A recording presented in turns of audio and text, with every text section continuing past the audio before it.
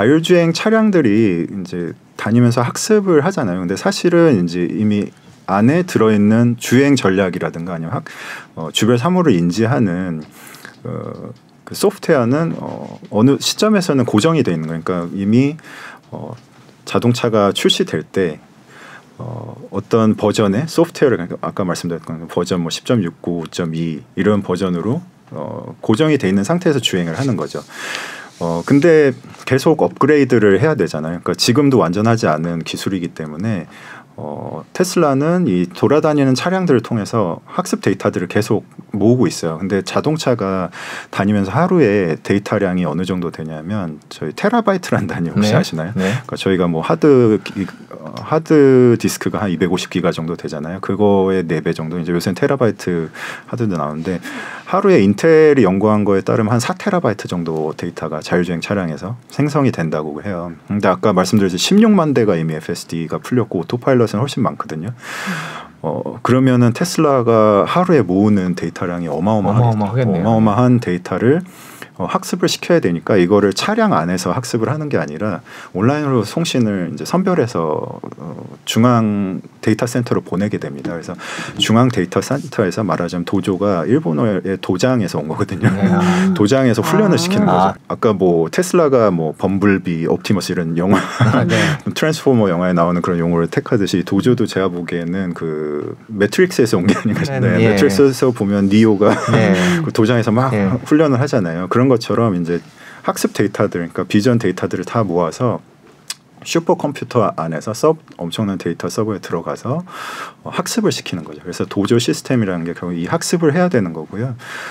그래서 말하자면 슈퍼컴퓨터입니다. 그래서 중앙 슈퍼컴퓨터를 통해서 학습을 하고 나면 이제 버전이 업그레이드가 되겠죠. 그러면 저희가 많이 듣던 OTA, 오버디에어라는 그 시스템으로 그 FSD 버전을 이제 다시 다운로드를 받는 거죠. 일종의 개별 자동차가 업그레이드된 어떤 학습된 그 소프트웨어를 다운을 받아서 OTA로 그 다음에 더 자율주행을 잘하게 되는 거죠. 그래서 그게 필요한 것이 이제 도조라는 학습 시스템인 거고 지금 테슬라가 그걸 직접 만들겠다고 하고 있는 거죠. 저희가 이 자율주행 기술이 막 개발 한창 인기가 언론에서도 많이 나오고 다뤄질 때 많은 기대감을 가졌어요. 저도 이제 철강 회사잖아요. 철강 회사인데 왜 자율주행 기술을 연구를 했느냐 보면은 자동차 대수가 줄 것 같다는 거예요. 왜냐하면 미국의 평균적인 가정이 차량을 2대를 보유를 하고 있습니다. 그러니까 뭐 예시를 들면 이제 이게 선입견을 드리면 안 되는데 일단 아빠가 출근하죠.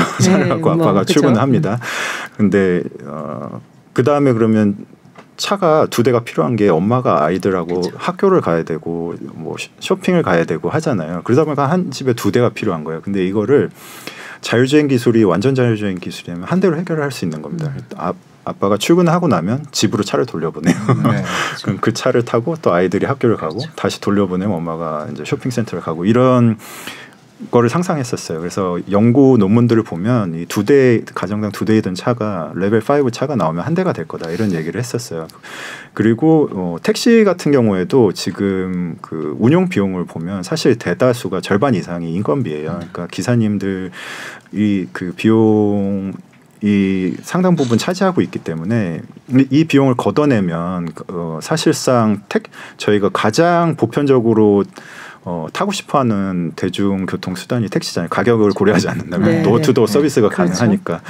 그래서 이 택시가 어떻게 보면 버스나 지하철 가격까지 내려가는 겁니다. 그러니까 뭐 연구에 의하면 뭐 지금은 택시비가 마일당 뉴욕 기준으로 뭐 한 2달러 정도 하는데 그게 1달러까지 그러니까 반 가격이 내려가고 차량 보유하는 유지비랑 거의 비슷하다는 거예요. 그러면은 다들 이제 로보택시를 타겠죠.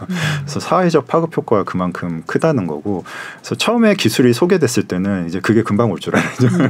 근데 아직까지도 이제 레벨 2, 레벨 3에 저희는 머물러 있고 이제 앞으로 상당 기간 제가 보기에 테슬라가 이제 레벨 5를 목표로 하고 있지만 앞으로도 뭐 제가 보기에는 상당히 많은 해를 거쳐야만 그 기술이 올 것 같아요. 그래서 사회적인 어떤 시스템 변화에 영향을 주기까지는 아직은 조금 많이 기다려야 될 걸로 보이지만 궁극에는 언젠간 해내지 않을까.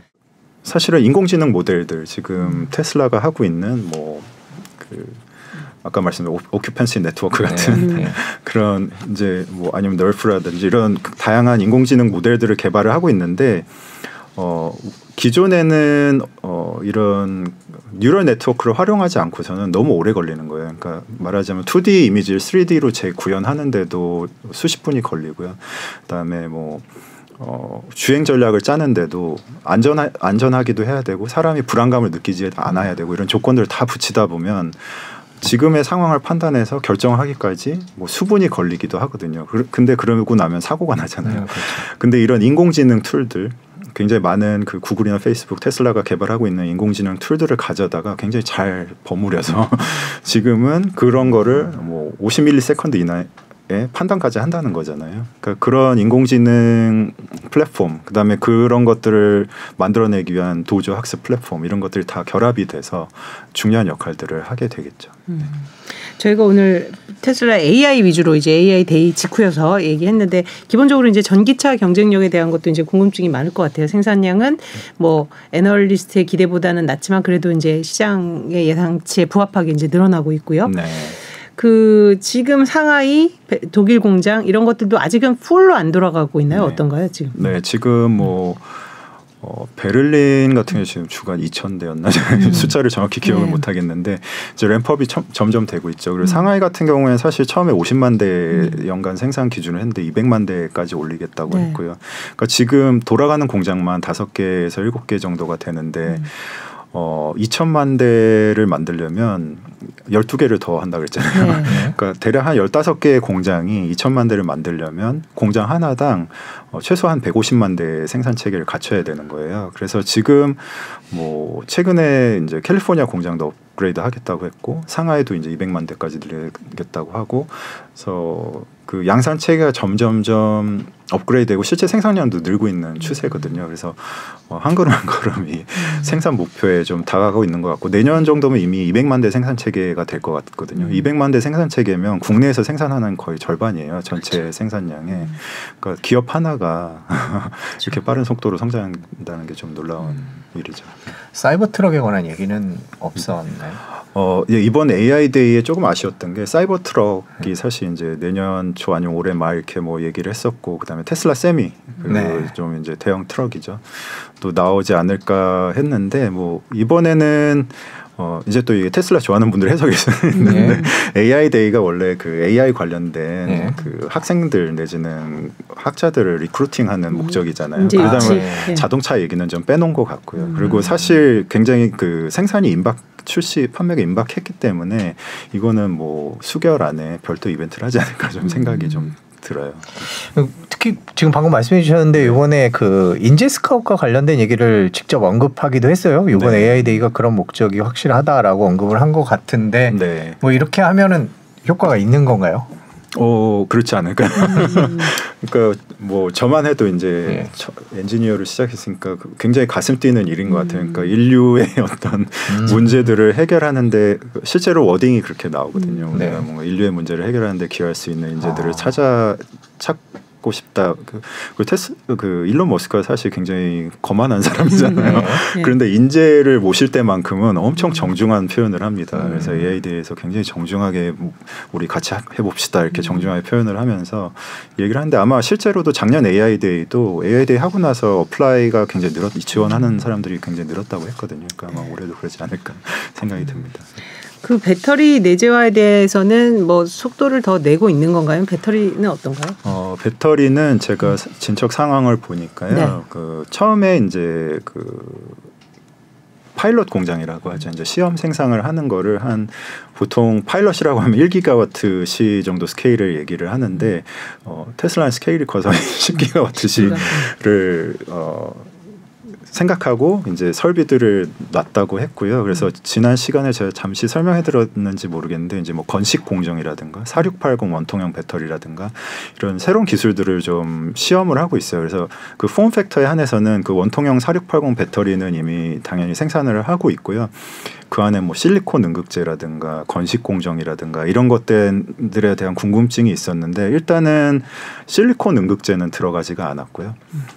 지금까지는 이제 물론 나중에 들어가겠지만 그럼에도 지금 4680이 한 생산이 되고 있는데 10기가와트시 정도의 20% 정도 가동률이라 그래요. 그러니까 아직까지는 많이 램프업이 더 돼야 되는 상황이고요.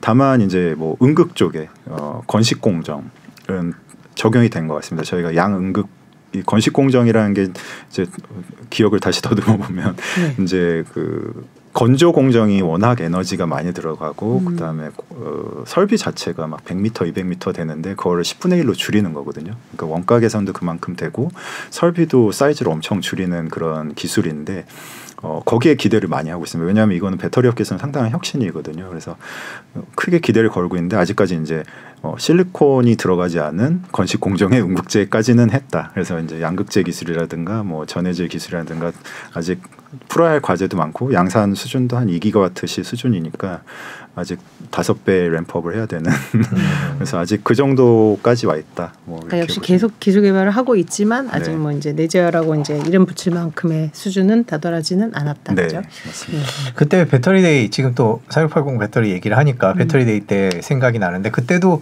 그냥 얼핏 봤을 때는 지금 뭐라 그럴까 그때 당시에 막 사전에 나왔던 언론 보도들은 뭐 1000km 가는 배터리가 나올 거다 뭐 이런 식으로 얘기했는데 4680이 나오고 나서 처음에는 이게 뭐지 싶었는데 결국에는 나중에 높게 평가를 받았던 기억이 나거든요. 그러니까 이번 AI 데이도 약간 그런 것 같아요. 처음 봤을 때는 아니 저쪽은 뛰어다니는 로봇이 있는데 이건 뭐지? 라는 생각이 얼핏 들기는 했겠지만 또 언젠가는 진가를 발휘할 것 같다 이런 생각이 들기도 하거든요. 그러니까 이번 AI 데이 총평 그런 식의 결국에는 나중에 이런 의미에서 테슬라의 AI 데이가 의미가 있을 거다라는 걸 짚어주신다면 어떤 게 있을까요?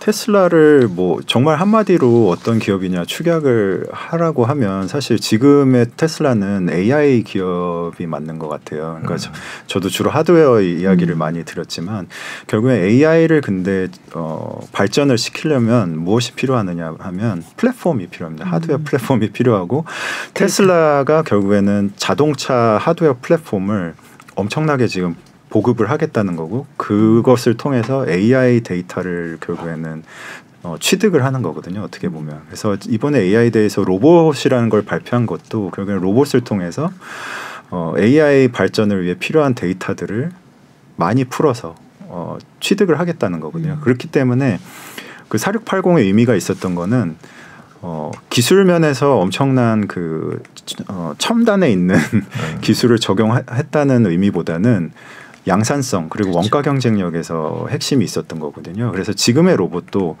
더 잘하는 로봇들이 사실 많죠. 구글도 있었고 아까 혼다나 뭐 보스턴 다이나믹스도 있잖아요. 그래서 운동 기능, 뭐 지능 더 높은 로봇이 있지만 그거보다 더 중요한 것은 뭐냐면 이 로봇 플랫폼을 얼마나 싸게 많이 보급할 수 있느냐가 AI 기업으로서는 핵심인 거예요. 그렇기 때문에 이번 AI 데이의 의미를 좀 그렇게 바라보실 필요가 있다.